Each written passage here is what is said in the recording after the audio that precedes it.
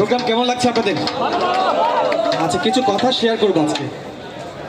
যে যাই বলুক, আজকে বলবোই আপনাদের সামনে, সবাই একটু সাড়া দিবেন। সেটা হচ্ছে, আমরা যারা মুসলমান তারা রাসূলকে ভালোবাসি না?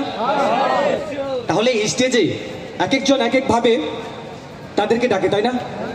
তা আমি যদি গানের মঞ্চে নবীকে স্মরণ করি, এটা কি আমার জন্য পাপ হবে? জোরে বল, পাপ হবে? তাহলে কি নবীর শান চলে না? ধন্যবাদ, এটি জানার ইচ্ছা ছিল আমার। অনেকে বলে নবীর নাম নেওয়া নাকি শিরক। আরে ভাই, যেই আসরে যেই জায়গায় নবী রাসূলের গুণগান করা হয় না, সেটা অপবিত্র জায়গা, সেখানে শয়তান বাস করে, তাই না? সবাই বলেন কি একমত আছে সবাই? ধন্যবাদ সবাইকে, এইটুকু জানা ছিল। আপনাদেরকে অনেক অনেক ধন্যবাদ, কৃতজ্ঞতা প্রকাশ করছি।